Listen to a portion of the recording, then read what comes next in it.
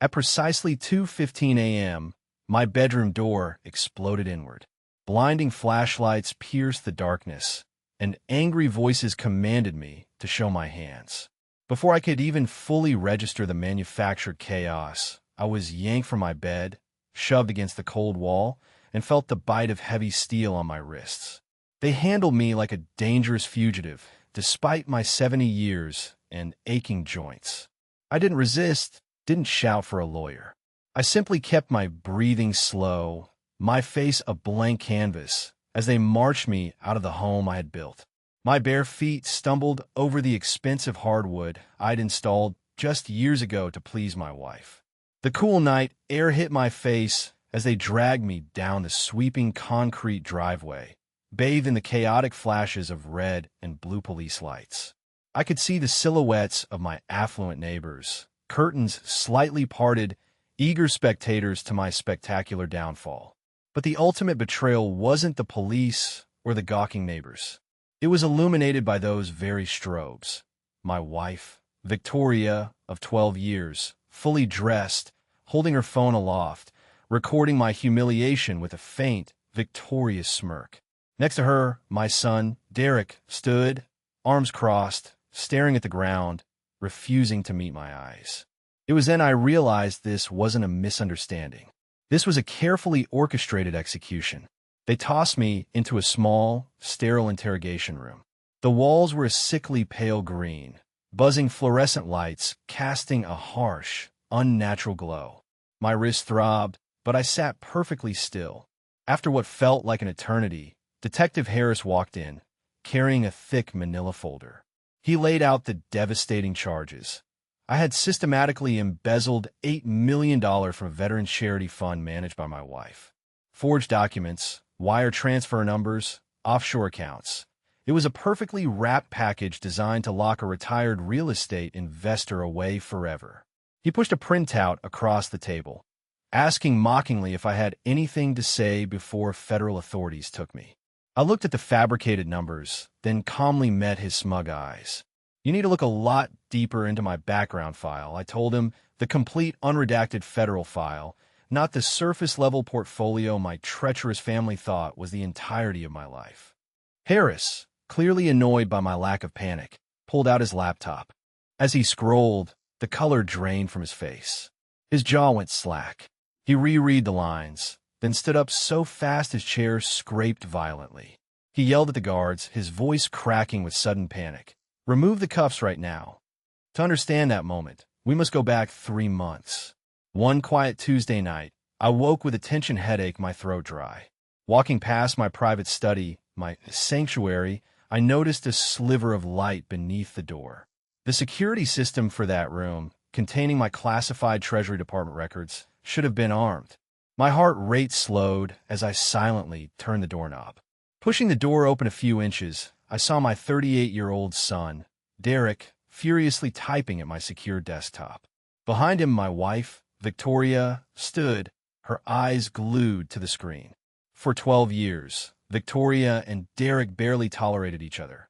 Yet here they were, huddled, whispering like seasoned conspirators. I pushed the door fully open. It creaked loudly, and they both snapped their heads up, panic flashing in Victoria's eyes, Derek jumping from the keyboard. I stepped in, my posture relaxed, my voice level. "What are you doing on my secure terminal in the middle of the night?" Victoria, a master of deception, quickly recovered. She embraced me, her voice artificially sweet. "We were trying to surprise you, honey, setting up a private charity for your 70th birthday." Derek quickly chimed in, holding up official-looking papers, talking about complex IRS tax exemption codes. It was a brilliant, highly plausible lie, designed to play to the ego of a proud, aging father. A normal man would have been touched, but I'm not a normal man.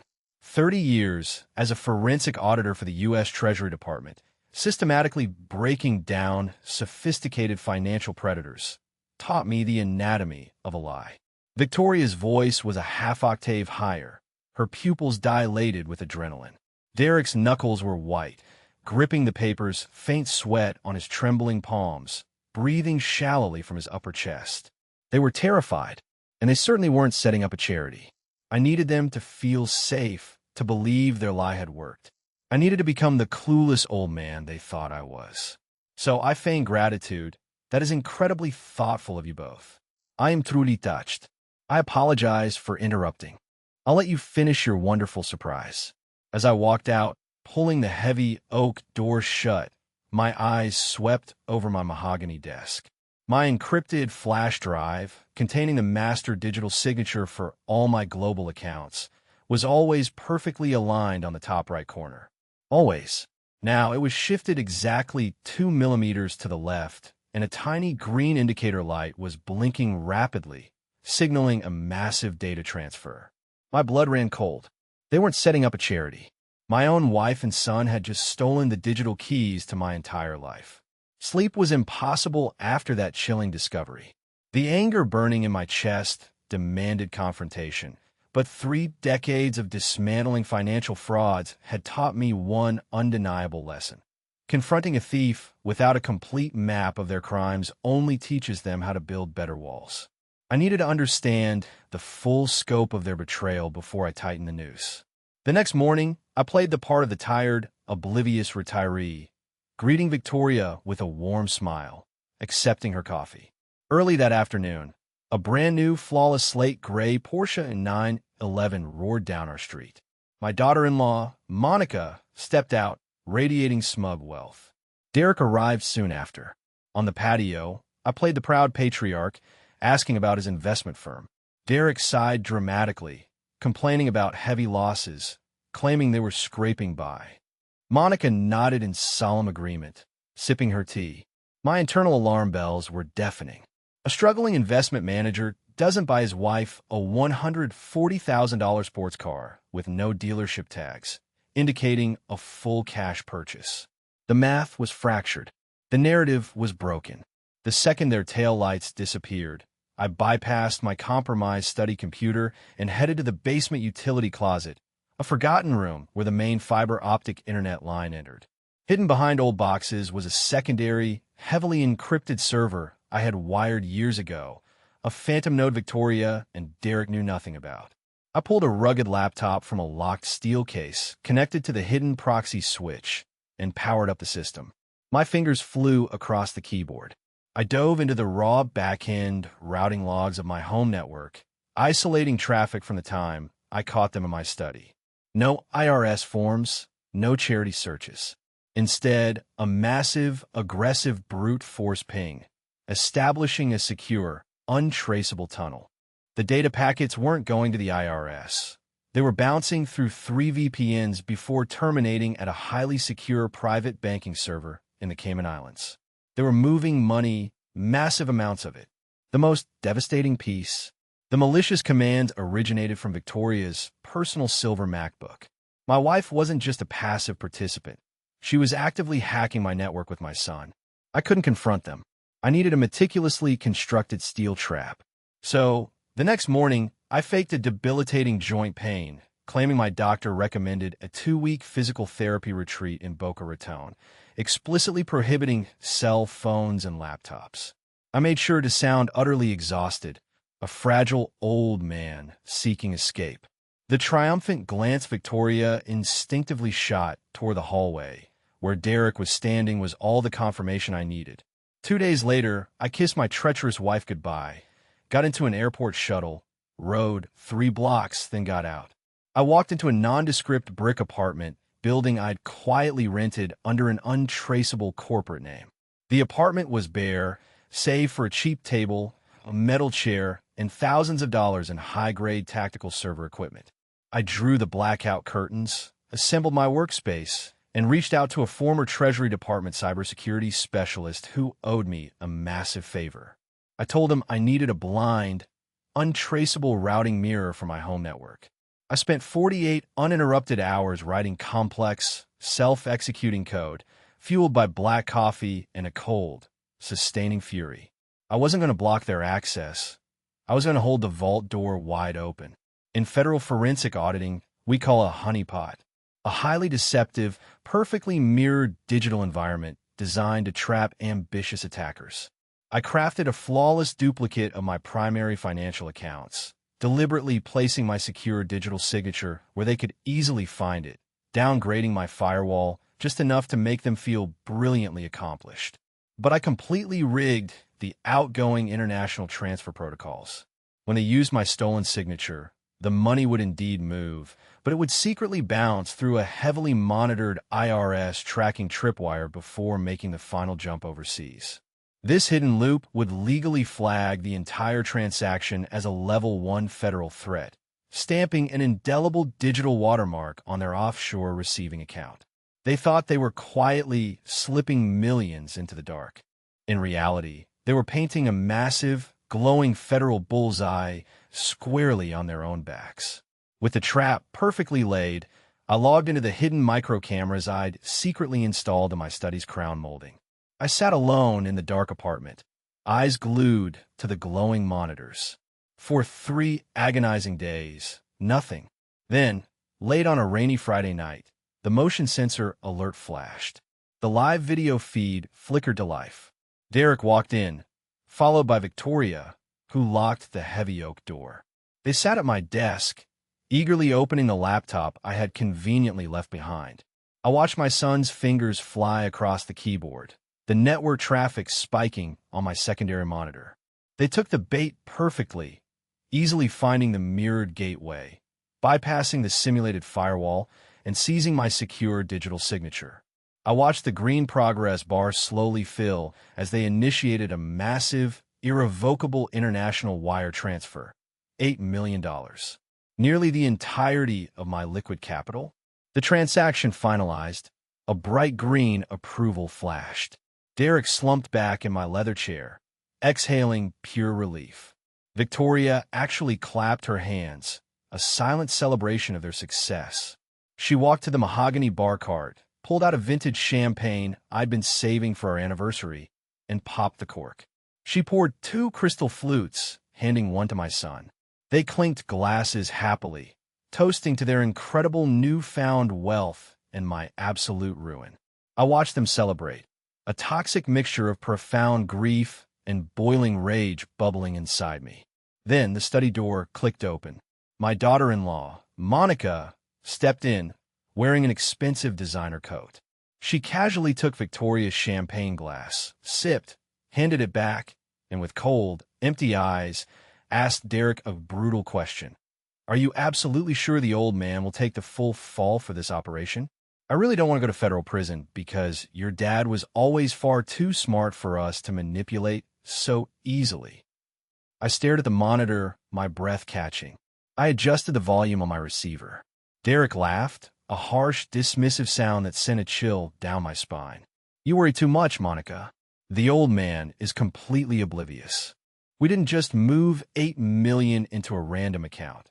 We wired it directly into an illicit offshore gambling ring in Macau, under his verified identity, using his private network and personal encryption keys." A physical wave of nausea washed over me. They weren't just stealing. They were actively constructing a flawless federal trap. Moving funds to a sanctioned gambling syndicate triggered immediate anti-terrorism and racketeering protocols. A guaranteed federal indictment. Victoria smiled, tracing her flute's rim. "The Treasury Department will flag the transfer by tomorrow morning," she murmured, thrilled. "Once they trace the digital footprints back to this router and verify the signature, they'll raid this house. They'll arrest him before he even knows what hit him." But Derek wasn't finished. He leaned forward. "It's the perfect exit strategy. The old man lived too long anyway. Once he's locked up, the state seizes the dirty assets.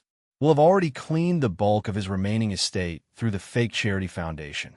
We get the millions, and he gets a tiny federal cell for the rest of his miserable life." I closed my eyes, letting the sheer brutality wash over me. This was my son discussing my death in a federal penitentiary as if it were a corporate merger. He only cared about liquidating my life's work. The anger hardened into something cold and unbreakable. I was no longer a grieving father. I was an investigator dealing with hostile financial predators. Suddenly, a sharp ring. Victoria pulled a cheap disposable burner phone from her designer jacket. I instantly recognized its significance. A woman with an expensive handbag and the newest smartphone doesn't carry a prepaid burner unless communicating with someone deeply embedded in the criminal underworld. She answered, tapping speakerphone. "Is it done?" a raspy voice asked. I stopped breathing. The voice was heavily distorted, but the cadence, the deep, gravelly timbre, was unmistakable. It was Leo, Monica's older brother, a ruthless convicted felon I had personally helped deport 5 years ago for operating a massive wire fraud syndicate. "Yes," Victoria replied, her tone shifting from arrogant confidence to submissive respect. "The transfer just cleared. $8 million is sitting comfortably. The digital trail points directly back to his personal network, exactly as you instructed. We executed the plan flawlessly." "Excellent," Leo rasped, the faint click of a lighter and an exhale of smoke audible. "The federal tripwires should engage shortly. Make sure you are clear of the blast zone when the authorities arrive to collect him." A sick, twisted knot formed in my stomach. This wasn't merely a greedy family. This was a highly coordinated, professionally executed strike orchestrated by an external threat. Leo was using my own wife and son to enact his ultimate revenge. My fingers hovered over the keyboard as I initiated a classified audio tracing protocol. Leo was broadcasting from a static satellite relay in Nassau, Bahamas. The pieces snapped together. A hostile takeover orchestrated by a deeply entrenched organized crime syndicate. Victoria and Derek were nothing more than highly expendable, foolish pawns. Leo would drain the accounts and leave them exposed. If I triggered a massive federal alarm now, Leo would vanish with my $8 million, my reputation destroyed. I needed a ghost. I called Jonathan Bradley, my former counsel, a brilliant, ruthless attorney specializing in offshore asset recovery. I laid out the crisis. Jonathan listened in terrifying silence. He didn't offer sympathy. He simply asked for the routing numbers. He explained the tactical strategy. We couldn't cancel the transaction. Leo would realize his compromise. We needed him to believe they had achieved victory. Jonathan initiated a silent digital quarantine, placing a frozen, invisible lock on the receiving account in the Cayman Islands.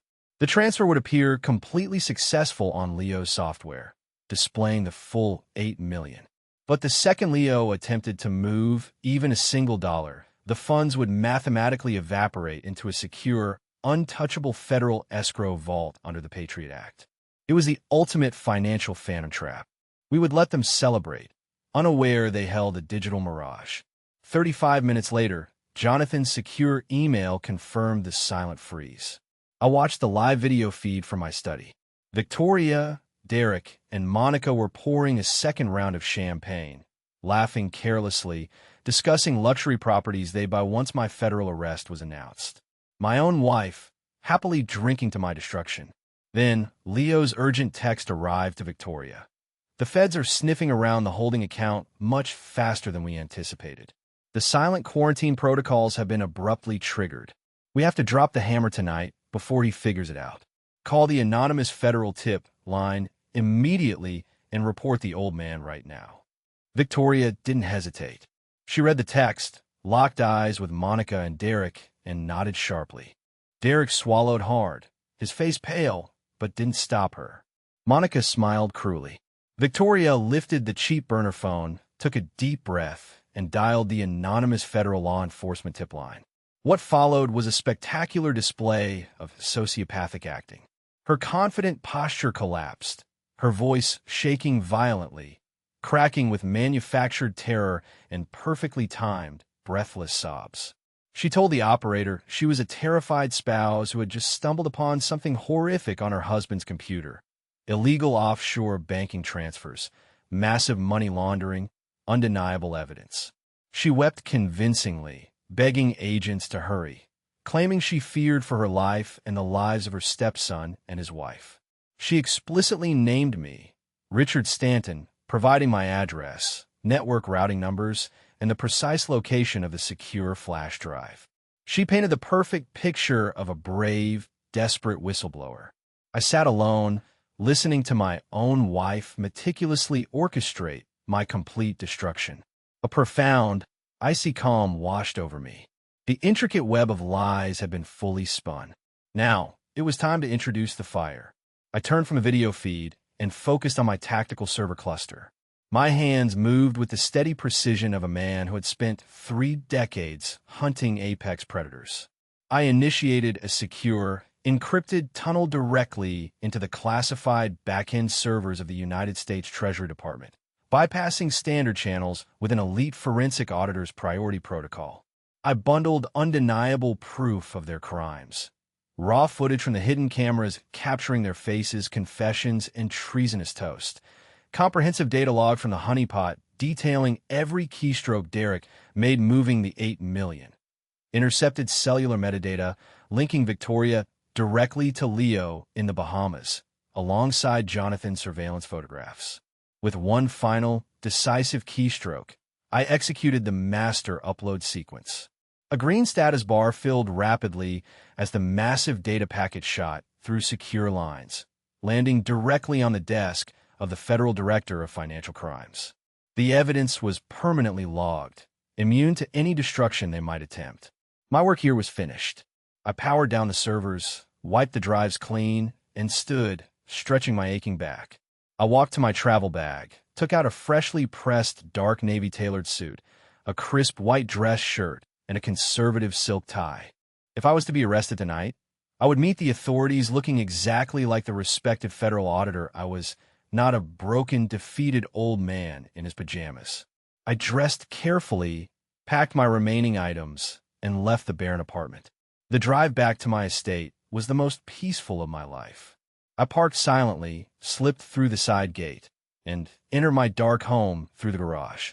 I poured myself a modest measure of aged bourbon, walked to my favorite armchair, facing the front windows, and waited.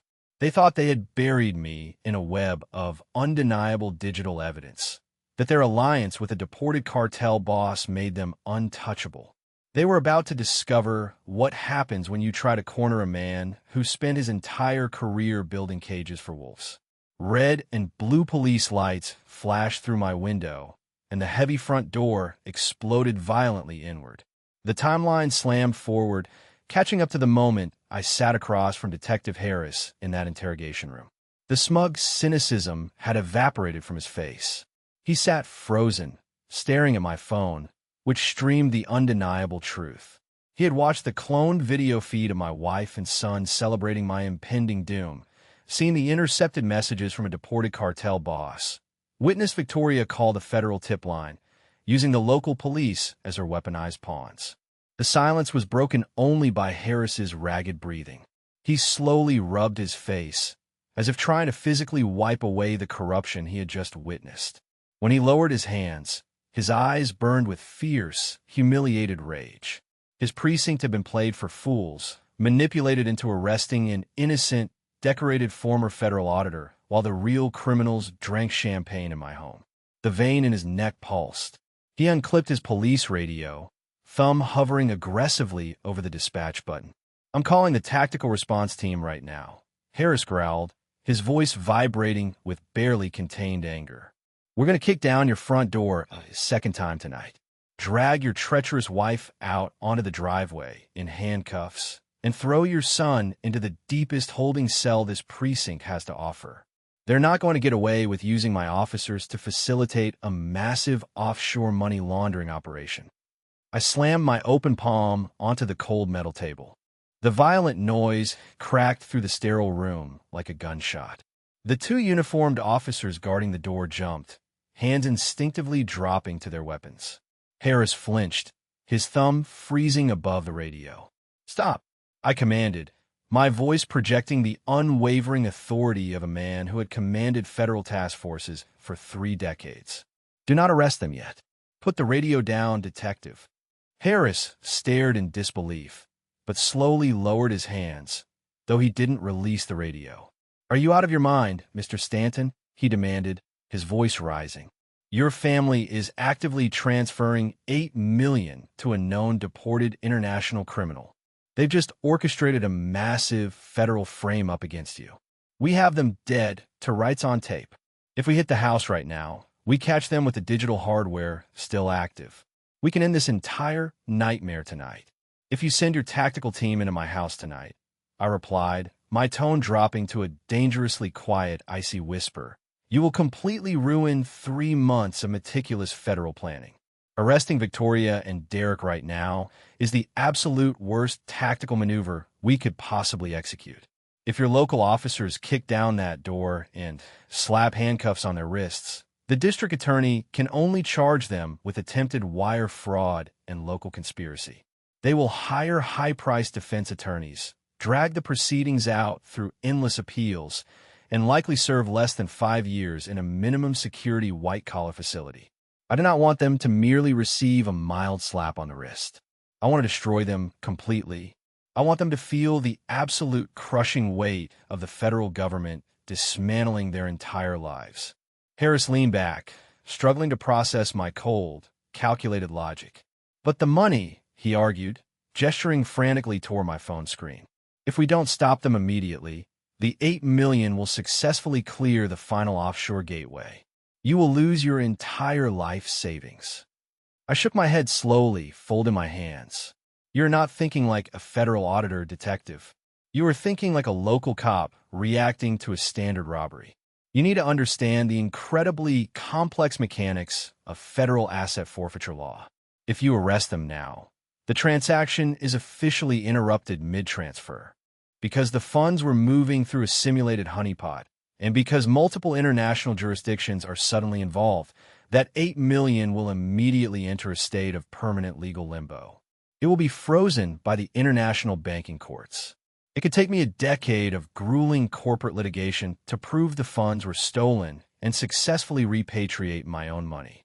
Furthermore, if Leo senses any local police interference, he will instantly burn his servers in the Bahamas and vanish into the shadows before the FBI can establish a concrete jurisdictional claim. We cannot alert him." I leaned closer to Harris, maintaining intense, unbroken eye contact. "The $8 million must officially land in the Cayman Islands account. It must register as a fully completed, successful transaction on Leo's private dashboard. The exact moment he attempts to move that capital into his secondary wash accounts, my silent quarantine protocol will instantly engage. The funds will be legally trapped in a secure federal escrow vault under the Patriot Act. By allowing them to complete the crime, we elevate the charges from simple attempted fraud to executing a massive act of international financial terrorism. Victoria and Derek will not just face local prosecutors. They will face the unyielding wrath of the United States Treasury Department.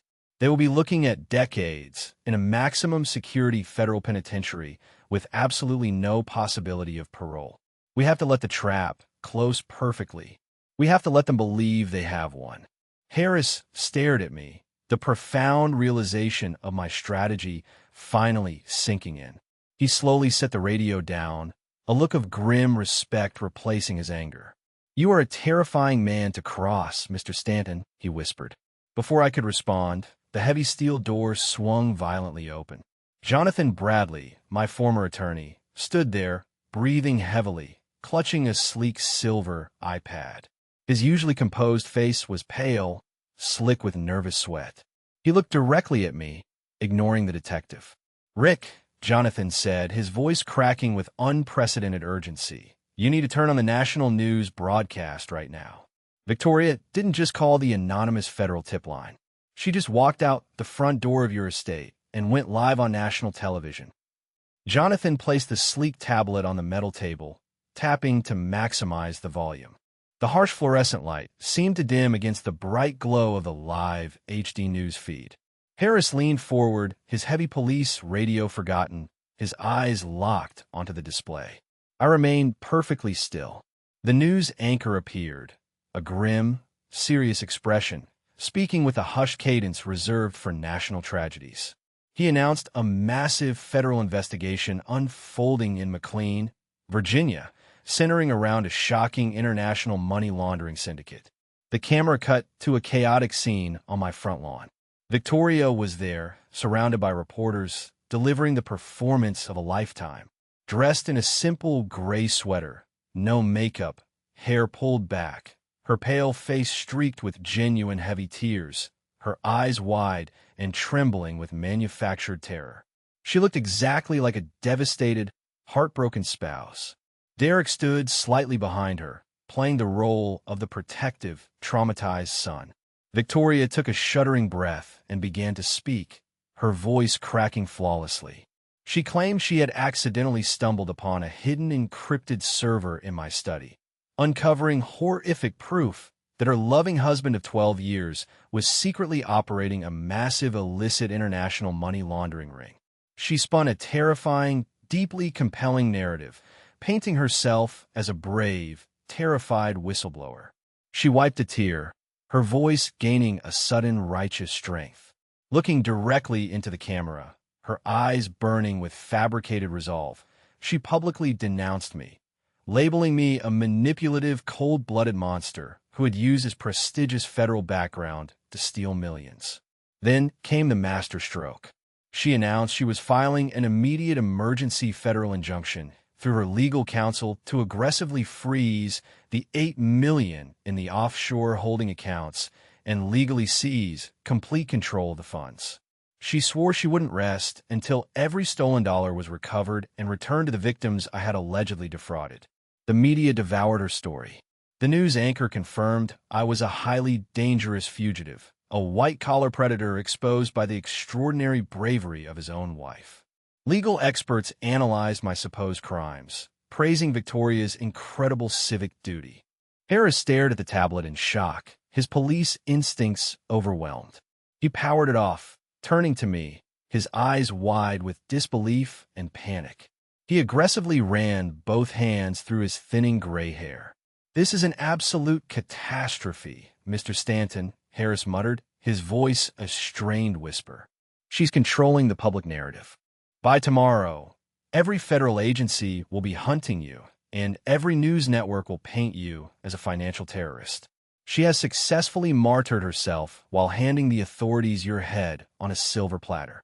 He leaned across the table, knuckles white. "How do you intend to counter a public relations disaster of this magnitude? She claimed the moral high ground and destroyed your reputation in less than 3 minutes of airtime." I did not break my calm, calculating posture. I picked up the lukewarm coffee, took a slow, deliberate sip. The bitter taste grounded my focus. I carefully set the cup down, folded my hands neatly, and let a small, genuinely cold smile spread across my face. I looked directly into the detective's panicked eyes. "You are entirely missing the absolute beauty of her catastrophic mistake, Detective," I replied smoothly. "She did not just ruin my public reputation by going on national television and officially filing a federal injunction to seize control of that specific offshore holding account. She just legally claimed direct ownership of a highly monitored, fully sanctioned international criminal asset. She thought she was building an impenetrable shield of public sympathy to safely extract the $8 million. But she just voluntarily tied her own name, her own signature, and her own legal representation directly to Leo's illegal cartel network." I leaned slightly forward, my voice dropping to a deadly, quiet register. "She just handed us her own death warrant on live television, completely wrapped in a beautiful, legally binding federal bow." Just as the profound weight of my strategic realization settled over the quiet interrogation room, a sharp, aggressive vibration erupted from Jonathan's suit pocket. My attorney pulled out his secure mobile device, scanning the bright notification. The color instantly drained from his face. His rigid posture stiffened into absolute shock. He slowly looked up from his phone, his dark eyes locking onto mine with a terrifying, unprecedented intensity. "Rick," Jonathan whispered, his voice hollow and tight with sudden dread, "the federal court issued a priority alert. The presiding judge, moved by Victoria's tears and her fabricated plea for justice, has approved her emergency injunction. She is now legally in complete control of the offshore holding account." Jonathan stood frozen in the doorway. Harris let out a long, ragged exhale, sinking back into his chair. "She got the money," Harris whispered, his voice devoid of its former fury. He looked up at me, eyes filled with bitter resignation. "We lost, Mr. Stanton. She played the entire system flawlessly. By the time the Treasury Department untangles this mess, she and her cartel boyfriend will have vanished into the wind. I looked at the detective and then at my panicked attorney. I didn't sigh. I simply reached forward, picked up my styrofoam cup of lukewarm coffee, and took another slow, deliberate sip. I placed the cup back onto the table with a soft thud. I slowly shook my head, letting a genuine, relaxed smile spread across my face. I reached into my leather overnight bag, pulled out my encrypted laptop, and opened the screen. You are both looking at this situation through the narrow lens of a conventional robbery, I said smoothly, my voice projecting a calm, unyielding authority. You see a woman who just legally seized a vault full of cash. I see a woman who just voluntarily walked into a maximum security federal prison and handed the warden the key to her own cell. Jonathan stepped further into the room, his brow furrowed in deep confusion. Rick, the judge just signed the injunction, he argued, gesturing toward his tablet. The order is fully executed. She is the legally recognized owner of the Cayman Islands holding account as of exactly 4 minutes ago. I turned my laptop toward them, the screen illuminating the dim room with the stark white text of a highly classified federal statute. Look closely at the specific legal mechanics of what she just accomplished, I instructed them. Victoria went on national television and publicly claimed she was filing an emergency injunction to seize the funds and return them to the victims. To do that, she had to submit a sworn, legally binding affidavit to a federal judge. She had to officially register her name, her personal social security number, and the operational details of her newly formed charitable foundation as the primary receiving entities. Harris leaned forward, his eyes narrowing as he read the complex legal jargon scrolling across my monitor. I still do not understand how this helps us, the detective admitted. She secured the money. She secured absolute legal liability for a terrorist asset. I corrected him sharply. Victoria believes that account simply holds $8 million of my stolen wealth, but she is entirely unaware of the silent quarantine protocol Jonathan and I initiated earlier tonight. When we locked that account, we did not just freeze the funds. We explicitly flagged the Cayman Islands routing numbers within the internal servers of the Internal Revenue Service and the Treasury Department. We permanently classified that specific offshore holding company as a Level 1 federal threat, directly linking it to Leo and his known international money laundering syndicate. I watched the realization slowly begin to dawn on Jonathan's face. His mouth parted slightly as the sheer, terrifying brilliance of the trap finally became apparent. By filing that federal injunction, I continued, my voice steady and cold. Victoria just went on the official legal record claiming direct personal ownership of an active, heavily monitored cartel account. She swore under penalty of perjury that she is the rightful administrator of those funds. Furthermore, the charitable foundation she used to file the injunction was co-signed by my son, Derek. He is listed as the primary financial director on all the fabricated tax exemption forms they created on my computer tonight. Harris let out a sharp gasp, the cynical resignation vanishing from his face, replaced by profound shock. The authorities would simply wait for them to attempt a single withdrawal, and the entire weight of a United States justice system would crash down upon them with absolute, merciless finality. Jonathan slowly lowered his tablet, letting out a breathless chuckle that sounded almost hysterical. Rick, he said, shaking his head in absolute awe, that is the most brutal, flawless execution of asset forfeiture law I have ever witnessed. You completely obliterated them without even lifting a single finger. The silence was suddenly shattered by a loud, insistent buzzing. My cell phone was ringing. I stared at the glowing caller ID. Derek, my son, the arrogant fool, conspiring to put me in federal prison, was calling me in the middle of his own catastrophe. He believed I was currently sitting in a jail cell, completely ruined and defeated. Detective Harris looked at the phone with intense curiosity. I reached out, calmly, dragged my finger across the smooth glass to answer the call, deliberately pressed the speakerphone button, and set the device back down on the table.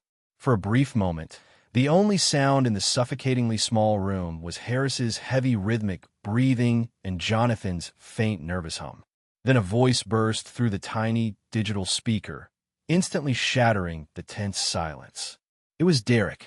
My son sounded completely frantic, his words rushing out in a breathless, chaotic flood, expertly designed to convey absolute terror and profound filial devotion. It was a spectacular, almost flawless performance of a deeply traumatized child realizing his father was in grave danger. If I hadn't spent the entire evening watching him actively orchestrate my absolute destruction on hidden cameras, I might have actually believed the raw panic bleeding through the telephone line. "Dad! Oh my God! Dad, please tell me you are actually there. Please tell me you can hear my voice right now." Derek shouted through the speaker, panting heavily as if he were physically running a marathon while gripping the steering wheel of his expensive sports car. I just saw the national news broadcast play on the televisions down at the Harbor Club. The entire country is watching this absolute nightmare unfold live on the morning networks. I saw Victoria standing in the driveway with the federal agents. I saw the flashing police lights illuminating the front lawn of the estate. I completely panicked when I realized you were already gone. I have been calling your personal number for the past 20 minutes, trying to figure out where the authorities took you. Listen to me very carefully, Dad. You have absolutely nothing to worry about. I am handling everything on this end. I immediately contacted the most aggressive, high-profile defense attorneys in the entire state of Virginia. They're already assembling a crisis management team to fight these ridiculous fabricated charges. I am currently speeding down the interstate right now, pushing this car as fast as the engine will possibly allow. I am driving directly to the main police precinct to bail you out personally. I'm not going to let you sit in some filthy concrete holding cell for crimes you obviously did not commit. We're going to beat this together as a family. Just hold on for a few more minutes. The sheer audacity of his lies hung thickly in the stale air. Harris stared at the small black rectangle, his jaw clenched so tightly the muscles in his cheeks twitched. He was watching a masterclass in sociopathic manipulation unfold in real time. Jonathan remained completely still, absorbing the absolute depravity of my own flesh and blood. I took a slow, deep breath, preparing to deliver my own calculated performance. I needed to feed his monumental ego, to make him believe his trap was working perfectly, and to draw him blindly into the center of my own snare. Derek, thank God you called me," I replied intentionally, forcing my voice to tremble and crack with the fragile, pathetic vulnerability of a broken, thoroughly defeated old man. I pitched my tone perfectly, sounding incredibly confused, deeply frightened, and completely overwhelmed by the catastrophic events of the evening. I slumped my shoulders forward physically, embodying the utter despair I was projecting through the phone line. "I do not understand what is happening to me tonight, Derek. The local police officers brought me down to this dark precinct hours ago. The federal agents are currently tearing apart my private study. They are aggressively interrogating me, demanding answers about massive international bank transfers and illicit offshore accounts. They're telling me that I stole millions of dollars. They're saying I'm going to spend the rest of my life locked away in a maximum security federal penitentiary. I did not do any of this, son. You have to believe me. Someone has terribly framed me. I do not know how to fight this massive government machine. I'm so unbelievably scared." Through the speaker, I heard Derek let out a long, heavy exhale. It was the sound of a predator finally sensing the fatal weakness of its cornered prey. He had completely swallowed the bait. He genuinely believed I was sitting in this room, crying and trembling, utterly paralyzed by the sheer terror of my impending federal indictment. The frantic, high-energy panic immediately vanished from his voice, replaced by a low, urgent, and incredibly conspiratorial whisper. He was leaning in for the final, devastating kill. "Listen to me right now, Dad. You need to remain absolutely silent. Do not speak to any of the detectives. Do not answer a single question the federal agents ask you. They are actively building a massive case against you, and they will twist every single syllable you say to guarantee a conviction. The absolute most important thing we need to do right this very second is secure your personal legacy. We cannot let the federal government swoop in and confiscate your entire life savings while you are trapped behind bars fighting these horrific fabricated allegations. I need you to listen to me very carefully, Dad. My defense attorneys have already drafted an emergency comprehensive power of attorney document. I am bringing it directly to the precinct with me right now. The absolute second I walk through those front doors, I need you to sign complete legal control of your remaining domestic assets directly over to my name. If you sign the power of attorney, I can immediately transfer all of your clean capital into secure, untraceable corporate trusts before the Treasury Department finalizes their total asset freeze. I will safeguard every single penny of your wealth. I will hide it so deeply the federal auditors will never be able to touch it. But we have to move with absolute blinding speed. The government is moving incredibly fast, and the judicial window to protect your estate is closing rapidly. Just keep your mouth firmly shut. Wait for me to arrive and sign the documents the moment I put them on the table. Do not worry about anything else tonight. I'm coming to save you. I appreciate that, son. I whispered softly into the receiver, letting my voice shake one final time. Please hurry. The digital connection went completely dead with a sharp, abrupt click.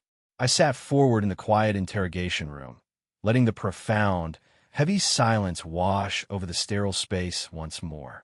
I slowly reached out, picked up my device, and slid it back into the interior pocket of my tailored suit jacket.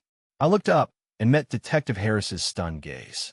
My fragile, frightened demeanor instantly vanished entirely, replaced by a cold, unbreakable resolve. Get your heavy handcuffs ready, Detective, I commanded softly. The absolute savior is arriving in exactly 5 minutes. Harris did not utter a single syllable. He simply nodded, his eyes locked onto mine with a profound, newfound reverence. He slowly stood up from the scratched metal table, adjusting his heavy utility belt with a crisp professional efficiency that completely erased his previous posture of defeat. We walked out of the claustrophobic interrogation room together, leaving the stale air and the harsh fluorescent lights behind. I draped my tailored navy suit jacket casually over my right shoulder, rolling up the crisp white sleeves of my dress shirt. I felt an incredible, weightless freedom settling deep into my bones. For the past 3 hours, I had been playing the role of a terrified, cornered animal. Now, the absolute predator was stepping out of the shadows. We moved silently down the narrow, scuffed hallway toward the main precinct lobby. The heavy double doors separating the holding cells from the public intake area hummed with a low electronic buzz. Harris swiped his key card, and we stepped into the expansive, brightly lit room. The lobby was relatively quiet for an early Friday morning. I leaned comfortably against the cold concrete wall near the secure access doors, folding my arms across my chest, and waited for the grand theatrical performance I knew was about to begin. Exactly 4 minutes later, the heavy glass doors of the main precinct entrance were violently pushed open. Derek strode into the police station with the overwhelming, unearned arrogance of a man who believed he practically owned the entire world. He was wearing a sharply tailored midnight blue Italian suit that probably cost more than most of the officers in the room earned in a month. His hair was perfectly styled, slicked back to project absolute corporate authority. He didn't look like a panicked, grieving son desperately trying to save his father. He looked exactly like a victorious corporate raider arriving to finalize a hostile takeover. Flanking him were 2 incredibly imposing, severely dressed defense attorneys. They carried thick leather briefcases and wore expressions of bored, aggressive superiority. Derek marched directly toward the main intake desk, completely ignoring the tired desk sergeant. He slammed his open palm onto the high wooden counter, demanding immediate, unquestioned attention. He projected his voice across the entire lobby, ensuring every single person in the room could hear his magnificent display of manufactured outrage. He declared he was the son of Richard Stanton, the man they had wrongfully and illegally arrested. He demanded to see the commanding officer, threatening massive, career-ending lawsuits. He waved toward the two expensive lawyers, loudly proclaiming they possessed emergency federal injunctions and a comprehensive power of attorney that explicitly superseded any local jurisdictional authority. I stood in the shadows near the secure access doors, watching my son perform his flawless routine. He was playing the role of the outraged, protective heir to absolute perfection, laying the groundwork to legally assume total control of my entire estate. It was a brilliant, aggressive strategy, and if he had actually been dealing with a senile, terrified old man, it would have worked flawlessly. I pushed myself off the cold concrete wall and took a slow, deliberate step forward into the harsh, overhead lighting of the main lobby. The sharp, rhythmic clicking of my leather dress shoes echoed, instantly drawing the attention of the two defense attorneys. They turned simultaneously, their aggressive postures faltering. Derek noticed their sudden shift and slowly turned around. The magnificent, arrogant smile plastered across his face completely evaporated the exact second his eyes locked onto mine. He froze perfectly still, his mouth hanging slightly open, his mind violently struggling to process the impossible image standing directly in front of him. I was not wearing an orange prison jumpsuit. I was not confined to a dark, miserable holding cell. I was not trembling with fear or begging for his miraculous salvation. I was standing freely in the center of the precinct, my suit jacket slung casually over my shoulder, looking entirely relaxed and completely in command of the entire building. "Dad," Derek stammered, his voice suddenly shrinking into a high, weak register that betrayed his absolute internal panic. The confident corporate raider instantly vanished, replaced by a terrified little boy caught in a massive lie. "Why are you out here? Why aren't you in a cell? They told me you were being processed for massive federal fraud." The two expensive defense attorneys shifted uncomfortably, exchanging nervous glances as they quickly realized the situation was completely spiraling out of their control. I did not break my steady, unyielding eye contact with my son. I walked slowly across the precinct lobby, my footsteps echoing loudly in the deafening silence. I walked right past the two highly paid lawyers, completely ignoring their presence, and stopped merely inches away from Derek. I could see the tiny beads of cold sweat forming along his perfectly styled hairline. I could see the frantic, desperate calculation burning behind his eyes as his entire reality began to collapse. I leaned in very close, closing the distance until I was speaking directly into his right ear. I dropped my voice to a dangerous, icy whisper, ensuring only he could hear the absolute finality of his profound failure. "Did you really think a veteran Treasury auditor would not notice a simple 2mm shift on a physical USB drive sitting on his own desk?" Derek, the sheer terror that violently washed over his pale face, was the single most satisfying reward I had ever received in my entire long life. Before Derek could even attempt to formulate a coherent response, before his highly paid legal team could demand an explanation or mount any kind of defense, the heavy double glass doors of the main precinct entrance burst violently open for a second time. The deafening sound of heavy tactical boots pounding against the hard linoleum floor completely overwhelmed the quiet lobby. 6 heavily armed federal agents, all wearing dark blue windbreakers with the bright yellow letters FBI stamped aggressively across their backs, swarmed into the room with absolute military precision. They moved with terrifying speed, immediately securing the perimeter and completely bypassing the stunned local desk sergeant. The lead federal agent, a tall, incredibly imposing man with a grim, uncompromising expression, marched directly into the center of the lobby.